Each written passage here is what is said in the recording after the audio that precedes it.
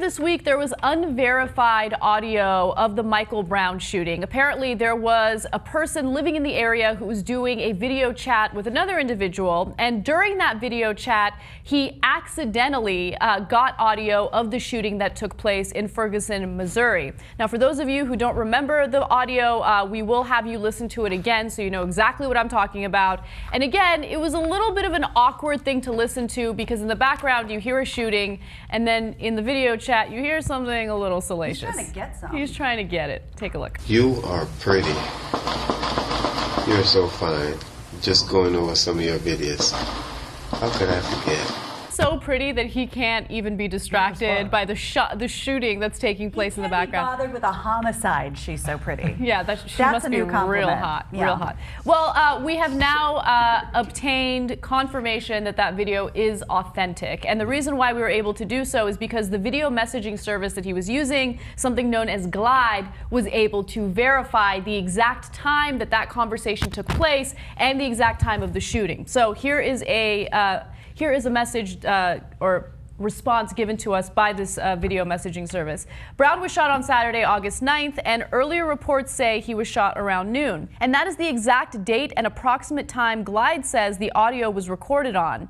And then they also say, because Glide is the only messaging application using streaming video technology, each message is simultaneously recorded and transmitted, so the exact time can be verified to the second. So that is the way that they're verifying the audio, which is important because it is going to be used as an important piece of evidence in the investigation of Michael Brown's shooting. So I wanted to give you guys that verification because when we originally reported it, we couldn't do so. Well, I feel sorry for that dude. And he's still anonymous, right? The you're so pretty, you're so fine guy? Yeah, and the fact that he wanted to remain anonymous made me realize that the audio was probably authentic, right? Right. He's not someone who's trying to get attention. No, yeah. And he's like, I have to come out, I have to do the right thing. My wife, it's over.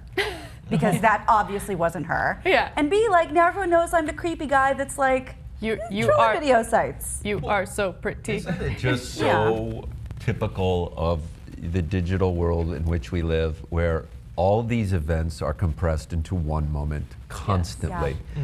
And so here you have a guy doing his thing, and then there's a horrific thing happening outside, and then, I don't know, it's just like we're taking LSD. Yeah. Sorry. I'm not high. It just freaks me out. It's like how it all just converges, and we're supposed to separate these things that all deserve their own focus. Yeah. But anyway. Well, so in terms of the consequences of the guy and why he wants to be anonymous, of course, the whole wife thing, that's certainly a bad thing. I don't know, but he could be, or he could be seeing somebody. But the audio is embarrassing. Like, let's keep it real. Yeah, I don't think he's too worried about that. I mean, I've said far worse things recently. You're so pretty. Just judging by your videos. No, but think about, regardless of which side of this you're on, a supporter of the protests and the investigation, Darren Wilson, or if you're one of the people who thinks that Darren Wilson did the right thing, he did his racial duty to gun down this person. Both of those groups exist online. If his name comes out, he is going to be attacked non-stop by the other side. That's a very good point. He doesn't want his life to be taken over. Like, he's in Ferguson. He sees what's been going on. Like, he doesn't want to become the next star player in that. We've seen in the past, in the Trayvon Martin situation, just friends of his what end up happening to them. Yeah, especially after testifying. Exactly. Yeah. Well, he will be found out. His name will get out. Probably. Because the press likes that kind of salacious crap. And and plus I'm sure he's within earshot of the gun. So I'm sure they're canvassing the neighbors, and the neighbors probably are already telling reporters who it is. And he just had the misfortune of being alone one night and, going on live Jasmine or RedTube or whatever. That's probably something he does every night, but he had the misfortune of also being the one who recorded the gunshots. Glide, I'm not familiar with this. I'm not either. Is that a good site to get on and talk to people? JR? Glide? Why is Glide the place to go? We'll ask Amir and find out for the next show. It sounds dirty. Well, given the ramifications of turning this audio over, I do give him a tremendous amount of credit for being courageous enough to do this.